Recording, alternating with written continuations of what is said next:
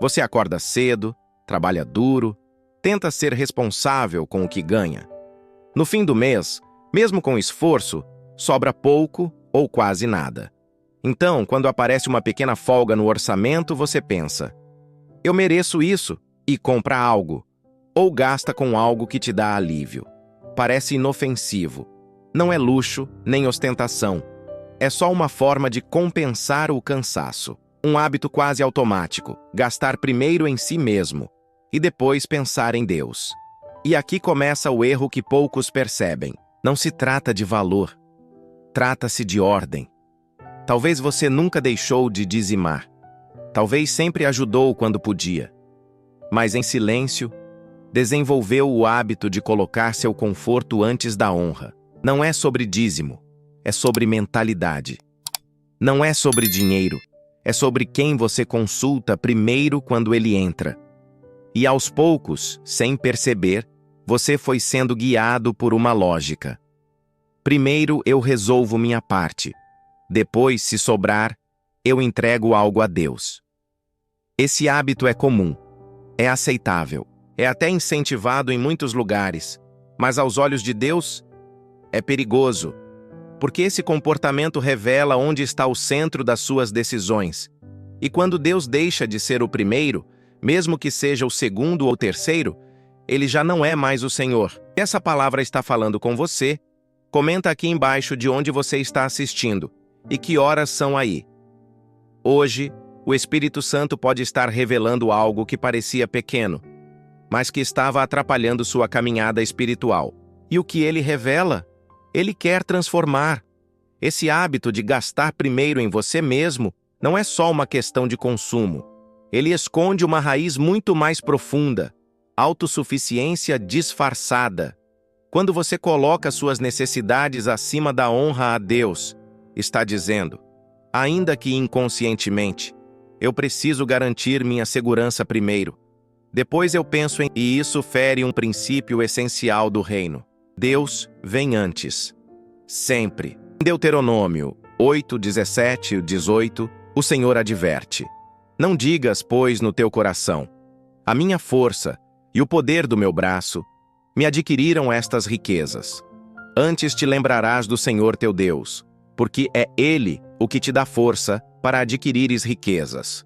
Ou seja, quando você começa a confiar mais no seu controle financeiro do que na direção espiritual, você inverte a ordem natural do reino. E isso é mais comum do que parece. Muitos cristãos desenvolvem o hábito de se proteger financeiramente, mas se esquecem de consagrar os recursos desde o início. Deus não está exigindo que você dê tudo, mas está observando se você entrega primeiro. Esse é o ponto. É por isso que o hábito de gastar com você antes de honrar a Deus não é apenas distração.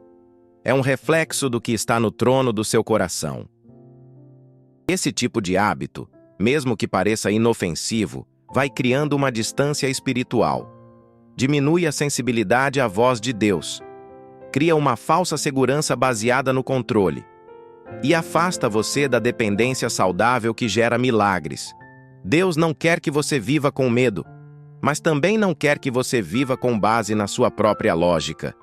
Esse hábito precisa ser confrontado, não porque Deus quer tirar algo de você, mas porque Ele quer te devolver a liberdade de confiar plenamente nele. Há um texto nas Escrituras que confronta esse hábito de forma direta, e poucos cristãos param para meditar nele com profundidade. Provérbios 3, 9 e 10 diz: honra ao Senhor com os teus bens e com as primícias de toda a tua renda, e se encherão os teus celeiros e transbordarão de vinho os teus lagares. Veja o verbo, honra. Não é paga, não é compensa, é honra. E como se honra a Deus com os bens? Entregando a primícia. A primeira parte, antes de qualquer outro compromisso. Esse versículo é claro. A colheita está conectada à ordem do coração, não ao valor da entrega. O erro que esse hábito revela não está no montante, mas na sequência.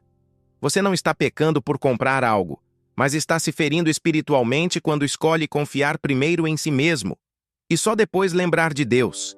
E o mais sutil é que isso se apresenta como normalidade. Afinal, O boleto vence antes do domingo. A necessidade aparece antes do culto. A urgência chega antes do momento de oração. Mas o cristão maduro aprende a dizer: antes de tudo, eu honro ao Senhor. Esse posicionamento muda tudo, não porque Deus precisa do seu dinheiro, mas porque você precisa lembrar de quem é a fonte. Esse versículo é mais do que uma promessa. É um princípio espiritual que redefine a relação com o dinheiro. A primícia revela quem governa. E se Deus não governa suas finanças, é questão de tempo até que elas comecem a governar você. Deus não está atrás do seu dinheiro. Ele está atrás da sua confiança. A Bíblia nunca apresenta Deus como um cobrador de dívidas. Ela o apresenta como um pai que deseja ensinar seus filhos a viverem livres, inclusive das amarras do dinheiro. Mas para isso, é preciso reorganizar o coração.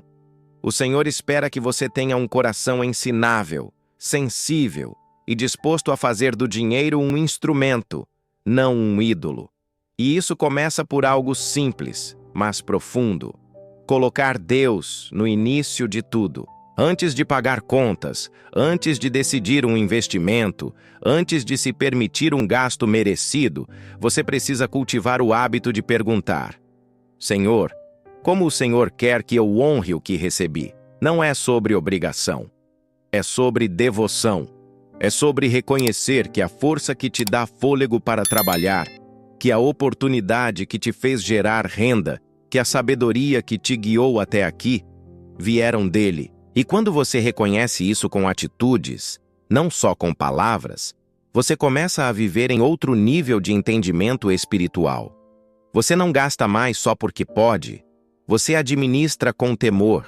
Você não entrega mais por culpa. Você oferece com gratidão. Esse é o tipo de fidelidade que Deus valoriza. Uma fidelidade intencional, madura e espiritual. E quando você se move assim, mesmo que o valor seja pequeno, o céu se alegra, porque o coração está no lugar certo. Deus não mede suas finanças pelo saldo da conta. Ele mede pela disposição em honrá-lo antes de tudo. Agora que você entendeu o peso espiritual desse hábito, chegou a hora de fazer algo a respeito.